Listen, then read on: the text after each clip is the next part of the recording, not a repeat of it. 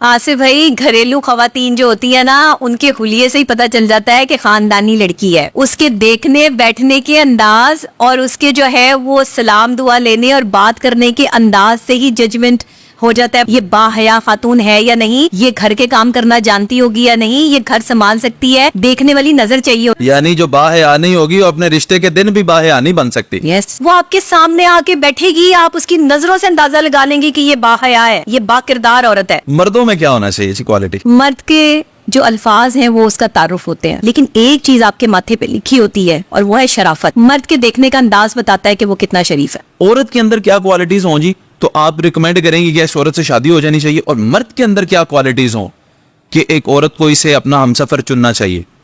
ये बड़ा कीमती सवाल है। इसका कीमती ही जवाब है खानदान देखें, औरत ना देखे, खानदान देखें। जिस खानदान में इज्जत को अहमियत दी जाती हो, जहां हया हो, वहां की औरत भी बाहया होगी। ये कैसे चेक करें? ये कैसे आपको औरत से मिलकर अंदाजा हो जाता है कितनी बाहया है? क्योंकि जब तो आप रिश्ता लेने जाते हैं ना जी, जब रिश्ता लेने जाते और हैं, कितनी जो है वो घर गृहस्थी वाली है। देखिए, औरत वो है जिसे घर संभालना आता है, जिसे अपने शौहर, अपनी बीवी, अपने बच्चे, अपने आप पर जो है वो तवज्जो देनी आती है। औरत वो है, क्योंकि औरत को जो है वो अल्लाह ने बनाया ही चार दीवारी के लिए है। अल्लाह ने बनाया ही उसको जो है वो इसलिए है कि उसे शो पीस नहीं बनाया। तो शो पीस जिसको नहीं बनाया वो सिर्फ अपने शौहर के लिए तो सच समझ सकती है, लेकिन दूसरे लोगों को दिखाने के लिए नहीं। तो ये चीजें जो है वो मद्देनजर रखनी चाहिए। जब आप कोई लड़की देखने के लिए जो है वो जाए तो उसके खानदान देखें। नहीं, अब मैं ये कह रहा हूँ, जब हम रिश्ता लेकर गए हैं एक औरत को देखने के लिए, या औरत वाले आए हैं मर्द को देखने के लिए, उस दिन तो घर सारा साफ सुथरा है, खाने भी आला से आला बने हुए और सारे उसी ने ही बनाए हुए हैं। कैसे जज करें? क्या देखें? कुछ दो चार पॉइंट की बातें बताएं ना, उनमें नोट करें जो बारीकी से। आसिफ भाई, घरेलू खवातीन जो होती है ना, उनके हुलिये से ही पता चल जाता है कि खानदानी लड़की है। उसके देखने बैठने के अंदाज और उसके जो है वो सलाम दुआ लेने और बात करने के अंदाज से ही जजमेंट हो जाता है। बंदा जजमेंटल हो जाता है उस वक्त और जज करना शुरू कर देता है कि ये जो बंदी मेरे सामने बैठी हुई है, ये बाहया खातून है या नहीं, ये घर के काम करना जानती होगी या नहीं, ये घर संभाल सकती है, और ये क्या एक मर्द को संभालने की कैपेसिटी रखती है या नहीं। ये फैसले उसी वक्त हो जाते हैं। देखने वाली नजर चाहिए होनी चाहिए। अरे वाह! यानी जो बाहया नहीं होगी वो अपने रिश्ते के दिन भी बाहया नहीं बन सकती। यस, नहीं हो सकती। अल्लाह ने तो नहीं छीनी हुई है उससे। यस, ये अल्लाह की तरफ से, ये इसीलिए वो छुपा भी नहीं सकती है। नहीं छुपा सकती। जो बाहया औरत है ना, वो आपके सामने आके बैठेगी, आप उसकी नजरों से अंदाजा लगा लेंगे कि ये बाहया है, ये बाकिरदार औरत है। वो लड़की जो है वो बाकिरदार है। ये आपको पहले बैठने के अंदाज से, उसके एंटर कमरे में होने से और आप कुर्सी पे बैठने तक अंदाजा लगा सकते हैं। मैं तो खैर लगा ही सकती हूँ, लेकिन और भी लोग लगा सकते हैं। नहीं, आप जितनी असीर नजर सबकी थोड़ी होती है। मर्दों में क्या होना चाहिए क्वालिटी?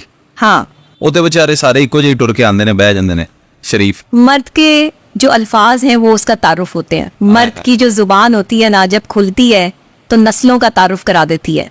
बहुत खूब, बहुत खूब। मर्द हो या औरत हो, लोग चाय की पत्ती की थैलियों की तरह होते हैं। जब तक पानी में डुबो के उनका रंग ना देखा जाए, कलर का अंदाजा नहीं होता, फीके हैं या गाढ़े हैं या किस तरह के हैं, तो ये तो साथ चल के पता चलता है कि इंसान कितना लॉयल है किसी के साथ।